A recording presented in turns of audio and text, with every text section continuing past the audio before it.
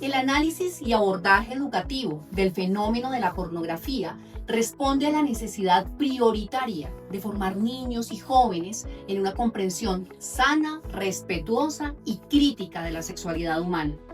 En un entorno digital donde el acceso a contenido sexual explícito es cada vez más accesible, asequible y frecuente, es fundamental que la educación brinde herramientas claras y veraces para hacerle frente a información distorsionada que afecta la percepción de la intimidad, el amor propio y el amor hacia los demás. Al educar sobre los riesgos de la pornografía, no solo se busca proteger la salud física y psicológica, sino también ofrecer herramientas para vivir plenamente la dignidad humana. Por eso, es fundamental abordar el fenómeno de la pornografía en todas las etapas de la vida de manera clara, gradual y respetuosa, proporcionando herramientas veraces para enfrentar con esperanza los desafíos actuales propios de la educación afectivo-sexual. La pornografía afecta profundamente a quienes la consumen al alterar su percepción sobre la intimidad, la sexualidad y la dignidad del cuerpo. Los niños, adolescentes y jóvenes se encuentran en etapas en las que están formando su identidad y aprendiendo a relacionarse. Investigaciones recientes reportan que un consumo temprano de pornografía genera confusión, ansiedad, culpa y dificulta enormemente su capacidad para construir relaciones auténticas y sanas ahora y en el futuro. Este daño no se limita a lo individual, sino que afecta también la calidad de las relaciones, debilitando desde la raíz los vínculos familiares y sociales. Por ello, educar a tiempo implica ofrecer una visión integradora y positiva del cuerpo humano, la dignidad de cada persona y el verdadero significado de la sexualidad.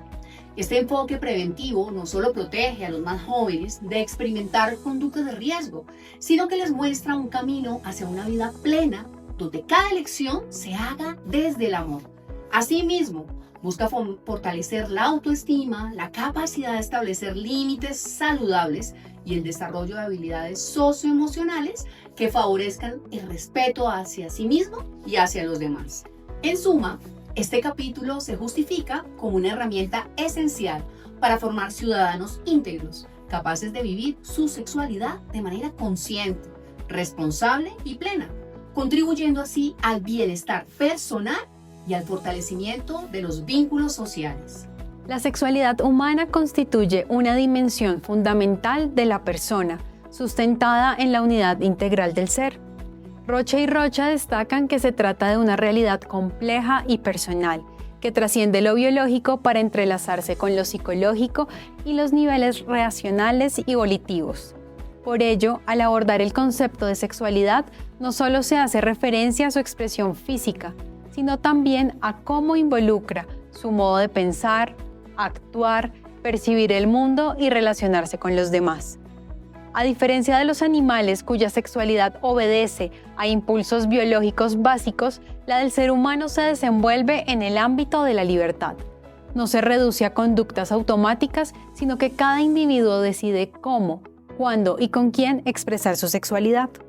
Además, cultiva una conciencia de su identidad sexuada y reconoce que ésta trasciende lo físico, abarcando intimidad, afecto, cuidado, cultura y experiencias compartidas. Sin embargo, la sexualidad humana también puede convertirse en fuente de dolor si se desvincula del amor. A lo largo de décadas, clínicos e investigadores han documentado comportamientos sexuales que alejan de lo saludable, como el consumo de pornografía, vinculado a dificultades físicas y psicológicas. Reducir la sexualidad a actos impulsivos o meras conductas fragmenta a la persona, afectando su desarrollo afectivo, su identidad y sus relaciones. Detrás de algunas adicciones, como el uso problemático de pornografía, suele haber un anhelo de conexión, afecto y reconocimiento. Sin embargo, cuando esta búsqueda se distorsiona, las relaciones se convierten en medios para obtener satisfacción, olvidando el respeto, el cuidado mutuo y la auténtica vinculación. Para McKee et al., la pornografía se define como cualquier material escrito, visual o audiovisual que presenta de manera explícita y directa actividades sexuales y genitales, con el objetivo primordial de estimular sexualmente al espectador. Caracterizada por su exhibición intencional y detallada de actos sexuales sin dejar espacio a la imaginación, se diferencia del erotismo, que recurre a representaciones más sutiles y simbólicas. La expansión de las plataformas digitales ha incrementado notablemente la disponibilidad y accesibilidad de este contenido, haciéndolo fácilmente alcanzable para todo tipo de público, especialmente adolescentes y jóvenes.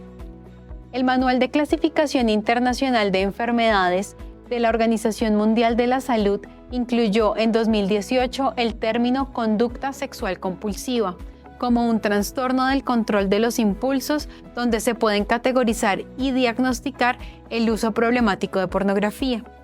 Para estas personas, la vivencia de la sexualidad se convierte en una conducta que responde a las sensaciones y estados emocionales impulsiva, obsesiva y adictiva, la cual se parece más a una vivencia instintiva de la sexualidad.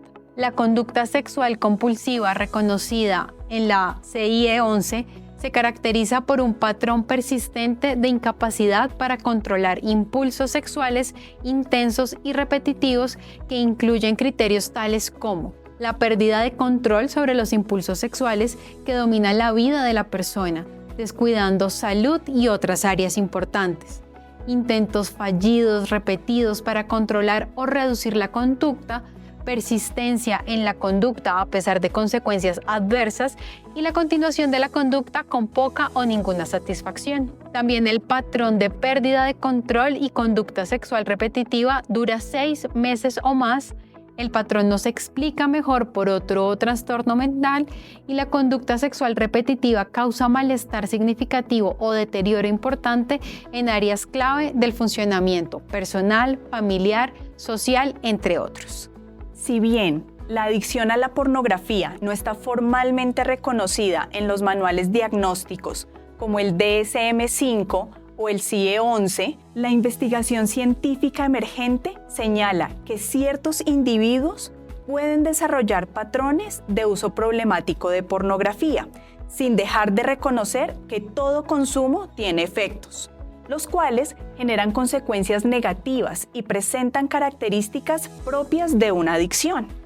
Para comprender mejor este fenómeno, a continuación se abordará brevemente el mecanismo de acción a nivel cerebral.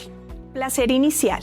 El consumo de drogas o conductas adictivas activa la liberación de dopamina en el núcleo accumbens, generando sensaciones de placer y reforzando el comportamiento.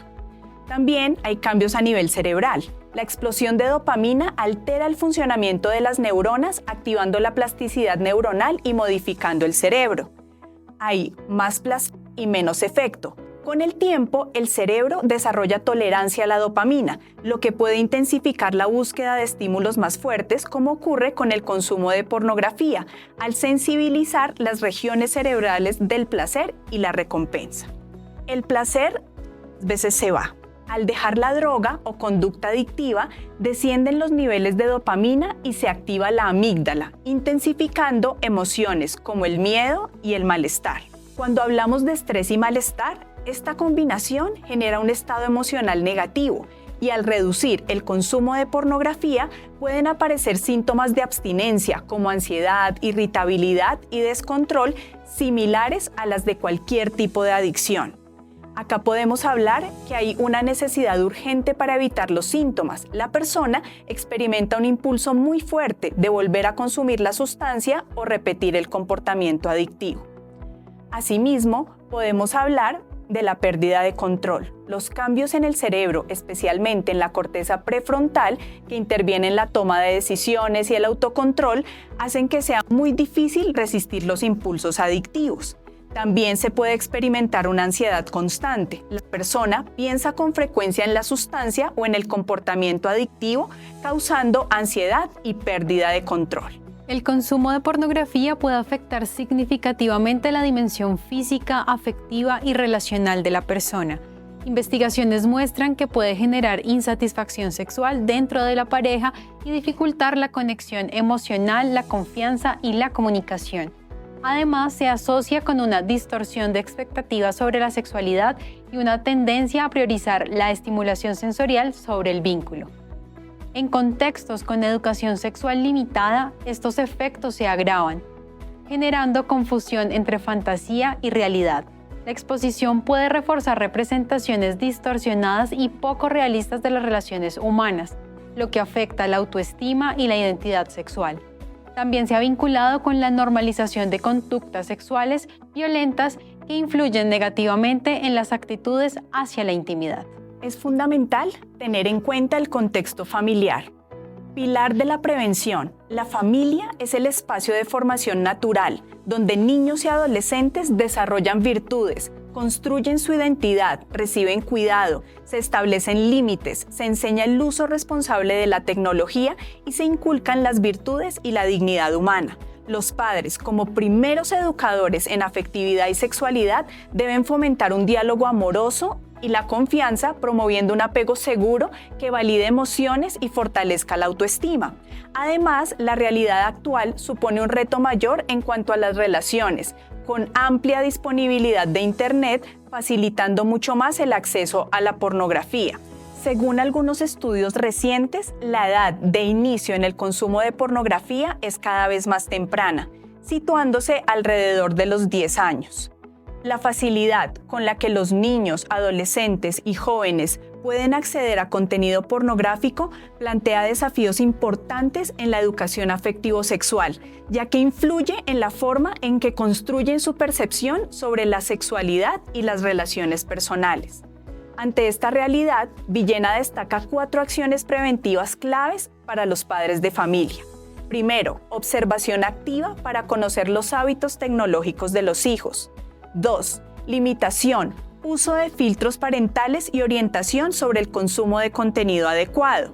3. Negociación y comunicación para fomentar el diálogo cercano y asertivo, estableciendo acuerdos familiares sobre el uso de dispositivos. Y por último, la coherencia parental a través del ejemplo de los padres. Frente al abordaje de un tema como este, es indispensable tener en cuenta el contexto escolar. El colegio tiene un rol de apoyo fundamental a las familias. Algunas acciones preventivas en el ámbito escolar incluyen formación de los profesores, cercanía y observación para mantener un diálogo abierto y atención frente a cambios en el comportamiento, acuerdos frente al consumo de pantallas y el uso adecuado del tiempo libre, integración de programas de educación afectivo-sexual en el currículo y el diseño y conocimiento de protocolos institucionales sobre el uso de la tecnología, el abuso sexual infantil y el acoso escolar.